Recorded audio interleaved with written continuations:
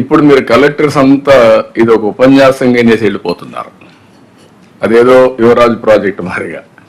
యువరాజు ప్రాజెక్ట్ కాదు, ownership collectors, planning board ministers, అక్కడ ఉండే ఎమ్మెల్యేస్ తీసుకోవాలి. You are going to create wealth create చేసి పేదరికాన్ని నిర్మూలిస్తాం, జీవన ప్రమాణాలు పెంచుతామంటే ఇండస్ట్రీ లేకపోతే ఏ విధంగా చేస్తారు? ఇండస్ట్రీ సర్వీసెస్, దీనికి పెట్టుబడులు రావాలి. ఇక్కడ కావాల్సింది మీ ఓరియంటేషన్ మారాలి.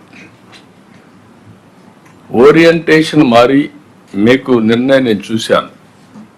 విజయనగరం స్ట్రక్చరల్ డెఫిషియన్సీస్ని కరెక్ట్ చేయడానికి ఫ్రమ్ అగ్రికల్చర్ హార్టికల్చర్కి వెళ్ళారు, ప్రయత్నం చేశారు. ఇంకా పూర్తిగా పోయారని నేను చెప్పను. That is a good champion farmer కింద.